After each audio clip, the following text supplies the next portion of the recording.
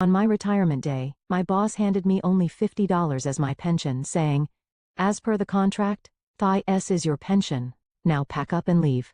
I was shocked but kept my composure and did as he said. I took my laptop and changed the codes of the entire car tracking system I had developed. The next day he called me 66 times, but that's exactly what my contract states: clean up, pack up, and leave behind a single dime sealed in an envelope. After 30 long years of dedication, the company I poured my life into owes me this meager pension. But Steven Tyler, the current president, young, smug, and the second-generation heir, mocked me as if my years of hard work meant nothing. His attitude left me feeling hollow and utterly disheartened. Any connection I once felt to this company had vanished. It had transformed into something unrecognizable, a corporation that no longer cared about its employees.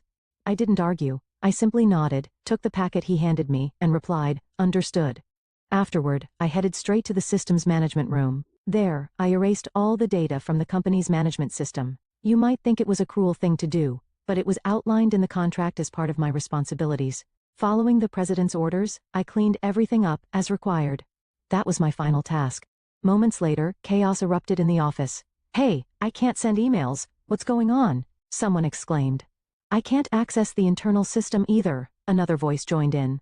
The place buzzed with confusion and panic. Then, the president himself stormed toward me, pale and visibly shaken. "Steven, what's happening here? Are you okay?" he asked, his voice trembling. I turned to face him calmly. That was the moment when my long-standing tension with the company's second-generation president truly began. "My name is Steven William. I'm 50 years old, and I've spent almost my entire life working for this organization. I joined right after high school, making me the longest-serving employee here. In an era where job hopping is common, my loyalty makes me somewhat of an anomaly. As the manager of systems management, my job has always been challenging, but I found it fulfilling. Over the years, my younger colleagues became more skilled, which meant I had less work to handle directly. Life felt good, and I was proud of what I had built. One of my most capable juniors, Samuel, approached me one day looking concerned. "Mr. William, I think there's a mistake here, but I'm not sure what's causing it," he said, pointing to his screen. I glanced over his shoulder. "Oh, this code isn't right. Here's how it should be," I explained, fixing the issue. Samuel beamed at me. "Thank you, Mr. William. I don't know what we do without you." I smiled back. "Soon enough, you'll be the one in charge of all this. I'm counting on you." Samuel laughed nervously. "I'm not ready for that yet." "What are you talking about?" "Well," I said, "I'll be 50 soon, so I've been thinking about how I'll spend my retirement." Samuel shook his head. "You've still got over a decade left, Mr. William. Why are you even talking about retiring?" Being in his 30s, Samuel didn't yet understand how quickly time flies. Still, I assured him, I plan to keep working hard until the day I leave. There's a lot I still want to accomplish before then. Back then, I felt satisfied with my life and proud of my career, but everything changed so suddenly. It started when Ethan Tyler, the company's founder and president, fell ill and had to be hospitalized. His condition worsened unexpectedly, leaving no hope for recovery. In his absence, his only son, Steven, swiftly took over as president. Steven wasted no time delivering an emotional inaugural speech. "This situation has shocked us all, but it's time to unite and move forward. Together we'll bring about the changes this company needs to thrive," he declared, his enthusiasm almost contagious. At first, his words lifted everyone's spirits. Steven had an undeniable charisma that made people believe in him. I'd known him briefly during his stint at a subsidiary, and I truly believed he could carry on his father's legacy. But my optimism didn't last. Not long after stepping into his role, Steven began focusing on efficiency and cost-cutting. His sweeping changes included sudden reorganizations, staff layoffs, and transfers that disrupted the entire office. Chaos quickly followed, but the most heartbreaking part of his leadership was how he treated the company's senior, long-serving employees. Instead of valuing their experience, he saw them as obstacles to younger workers' growth. Rather than firing them outright, he demoted them to lower roles with significant pay cuts. For instance, skilled salespeople were reassigned to desk jobs, while support staff who struggled in these new positions eventually quit out of frustration. Meanwhile, younger employees were promoted at lightning speed, often without the necessary skills or experience to justify it. At first, I tried to make sense of it. If the younger workers were genuinely talented, I might have understood, but the truth was, their performance reviews didn't reflect their capabilities. The company's talented young workers, disillusioned by the favoritism, left in droves. Those who stayed were mostly the president's loyal sycophants, benefiting from undeserved perks. Today, yet another trusted colleague of mine announced they were leaving. The team I had worked with for decades was falling apart, one resignation at a time. He was one of our top salespeople, someone who consistently boosted the company's revenue. As he packed up to leave, he smiled faintly and said, "Thank you for everything, Stephen."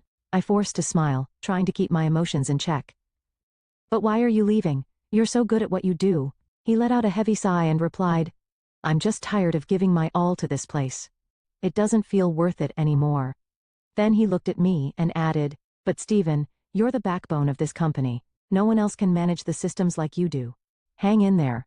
As he grinned, probably trying to lighten the mood, I felt tears welling up in my eyes. I tried to smile back, but my heart ached.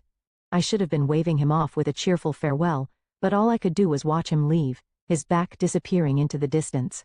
How many times had I seen colleagues, friends, walk away like this? You'd think a mass exodus like this would spark a rebellion, but nothing ever happened. One by one, talented employees left, leaving behind only those who were overworked, resigned to their fates, or loyal to President Stephen. I was one of the determined ones, still clinging to the company I had once loved. But it was clear the company was on a downward spiral. The signs of decline were everywhere, and even President Stephen seemed increasingly uneasy. "This is just a temporary setback," I overheard him telling his supporters one day. "It's like crouching before a big leap forward. We'll bounce back soon." I couldn't believe the arrogance in his words, especially when those around him blindly echoed, as expected from the president. It was obvious he wasn't willing to admit his mistakes.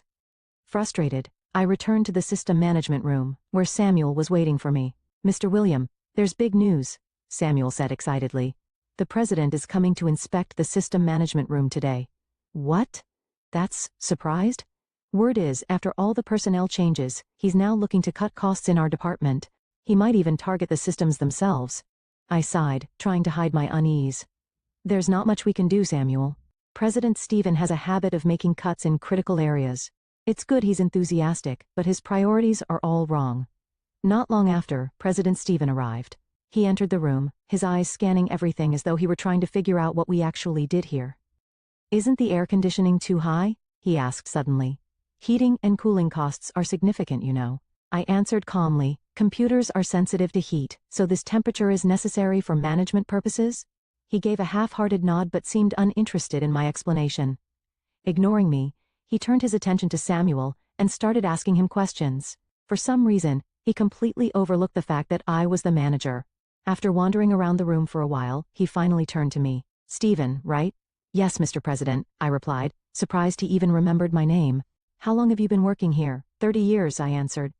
30 years, that's quite a long time, he said, his tone overly casual, almost dismissive. It grated on me, but I kept my composure. He continued, "I noticed your base salary is rather high. Was that part of your original employment terms?" "Yes, it was," I replied firmly. "Well, Samuel here is managing the system now too, isn't he?" "Technically yes," I said, though his comment unsettled me. This was my first one-on-one conversation with the president, and despite my reservations, I decided to offer some advice.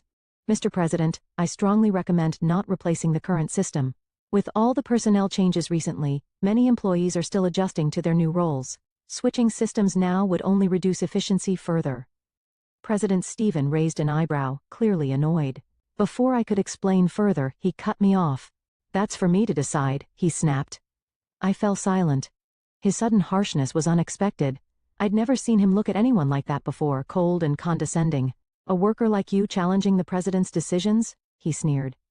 "You need to remember your place." "I'm sorry," I muttered, feeling a mix of anger and frustration. He smirked and added, "You're the manager, right, Stephen? Don't worry, I'll think about this thoroughly, just like I do with the system." His tone was dripping with sarcasm as he walked out. Samuel, who had been watching the whole exchange nervously, let out a sigh of relief once the president was gone. "That was intense, Mr. William. You're incredible." I shook my head. "I'm sorry, Samuel. I didn't mean to create such an awkward situation." "No. It's okay," he said quickly. "Honestly, your viewpoint makes a lot of sense. But the president, he's incredibly frustrating. What's going through his mind?" "Probably nothing good," I said with a scowl. Samuel and I sat quietly for a moment, both deep in thought. After that day, we decided to have an honest conversation about our future plans. It seemed like the best course of action, considering the company's current state. A month later, I was summoned to the president's office. When I arrived, President Stephen greeted me with a forced smile. "Stephen, thank you for all your hard work over the years," he began. I nodded politely, unsure of where this was going. Then he dropped the bombshell. "We've decided to let you go." I stared at him in disbelief. "What did you just say?" "It's not personal," he said with a grin. "It's strictly business?" He handed me a small packet, adding, "This is your pension." The envelope he gave me looked cheap, and something about it felt wrong. Why wasn't the payment done via a bank transfer? Still in shock, I opened it to find a single coin inside, a dime. "Mr. President, this isn't funny. Not even as a joke," I said, my voice trembling with anger. "Oh, it's no joke," he replied coolly. He pulled out a document and placed it on the desk in front of me. "Take a look at this." I recognized the paper immediately. It was the employment contract I had signed 30 years ago when I first joined the company. President Stephen tapped a specific section of my old employment contract with his finger. "Look here," he said smugly. "Your employer pension is listed as 10? My eyes widened in shock. Next to the section about the employer pension, which originally just stated pension provided, someone had scribbled in 10 with a ballpoint pen.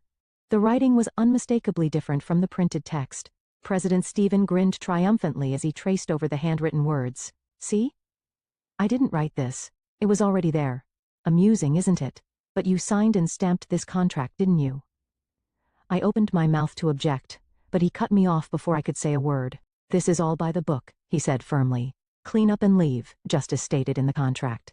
His expression made it clear that any argument would be pointless. I realized I had probably been on his radar for some time now. I was the kind of long-serving employee he wanted to push out, someone who represented the old guard he despised. The only reason I hadn't been targeted earlier was my control over the company systems. But after his last visit to the system management room, he must have decided that Samuel was capable enough to take over. It didn't help that my honest advice during that visit had likely rubbed him the wrong way. What a petty and narrow-minded man, I thought. A company led by someone like him had no future. As I left his office, the faces of my colleagues who had been forced out before me came to mind. Their frustration, their sadness, it all made sense now. I forced a smile. "Understood," I said, then walked out, stuffing the flimsy envelope into my pocket. My next stop was the system management room. Samuel was waiting for me there, just as we had planned. "It's time, Samuel," I said calmly. Samuel nodded, his face serious. "I'm ready." We sat down at our computers and got to work. Dismantling a system is much easier than building one, and we had everything erased in no time. Soon, the office erupted into chaos. I could hear panicked voices through the walls. "Hey, I can't send emails. The internal system isn't working. What's happening?" The confusion was spreading quickly. I cracked the door open just enough to peek outside. People were running around, completely lost, unable to figure out what to do. It wasn't long before President Stephen showed up, pale and frantic. "Stephen," he yelled, his voice a mix of anger and desperation. "What did you do?" I turned to face him, calm and composed. "I did exactly what you asked, Mr. President," I said. "What do you mean, your personal belongings? Why did you delete the system?" I replied, "Well, since the system belonged to me, I removed it. I was just tidying up what I had contributed to the company." "What are you talking about?" he asked, looking more confused than ever. I pulled out the same contract he had been so eager to show me earlier. "It's all here," I said, pointing to a specific clause. "This system wasn't the company's property. My salary over the years covered its loan, and the agreement was that I would return it when I left. You should have this document on file. It's been part of the records for 30 years. President Stevens stared at the contract, clearly flustered. What is this nonsense? It's ridiculous that one employee leaving can bring down the entire system. I resisted the urge to fire back about how equally ridiculous it was to offer a pension worth a single dime. Instead, I kept my voice steady. "If you cancel my dismissal, I'll return both the system and your dime." He slammed the contract onto the desk.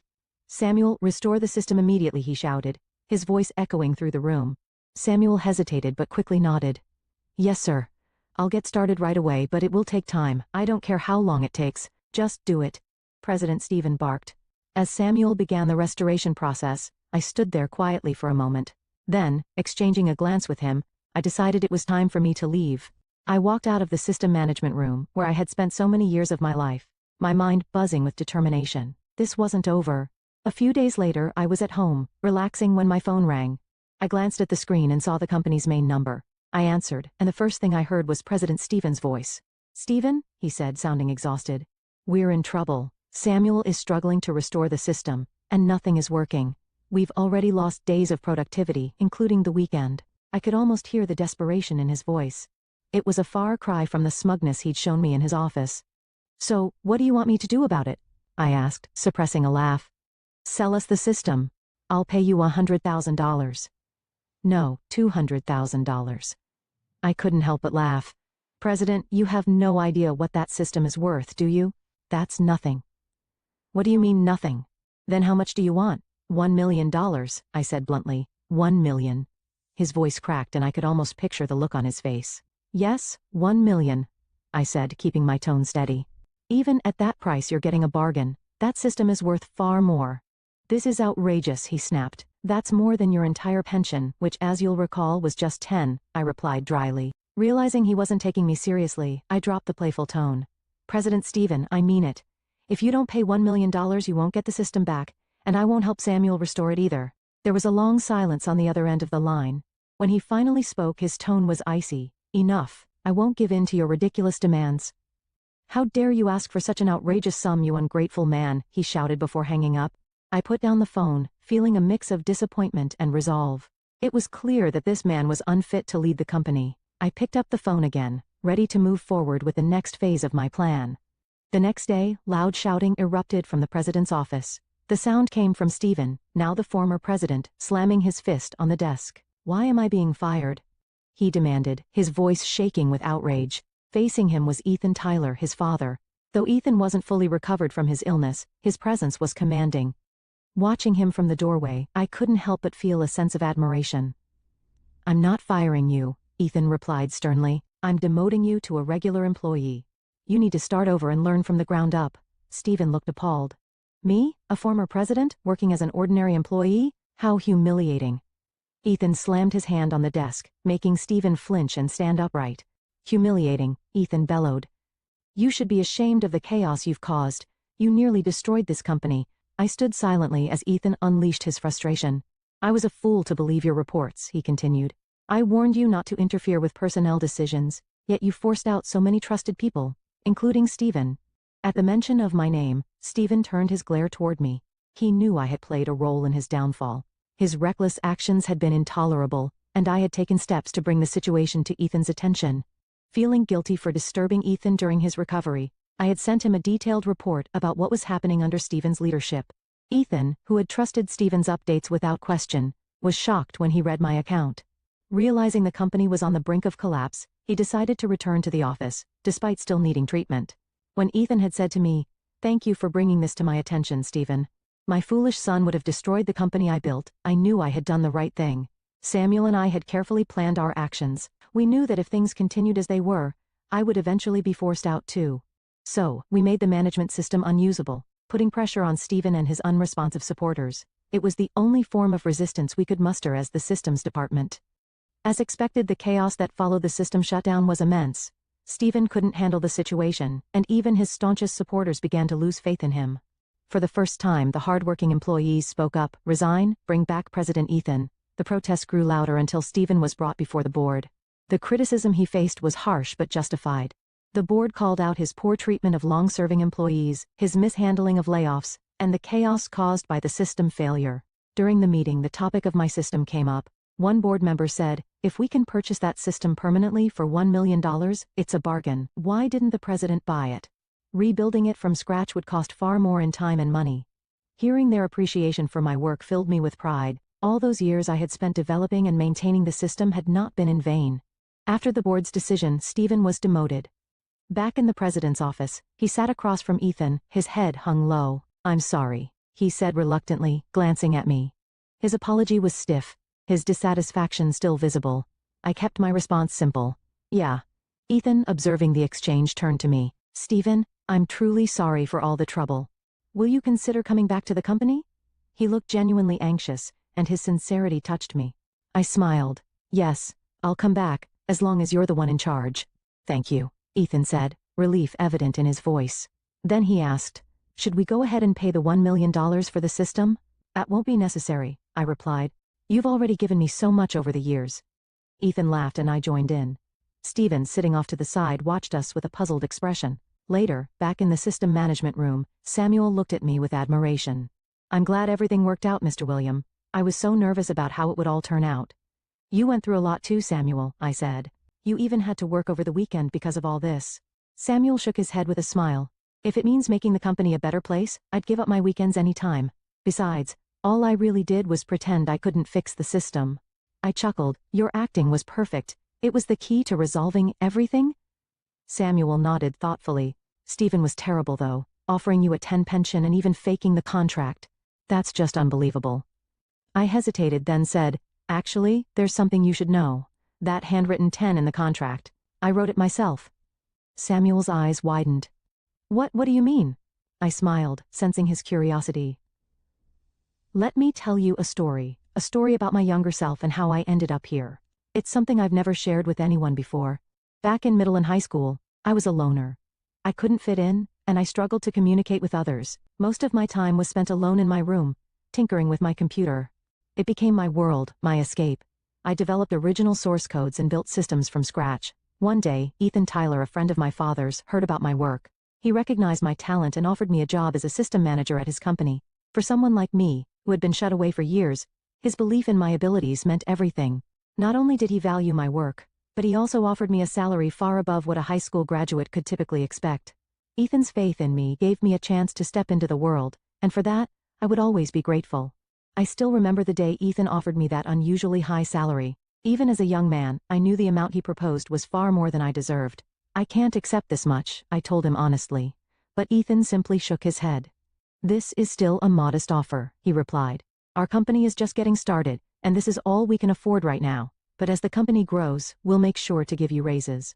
Your system is that valuable.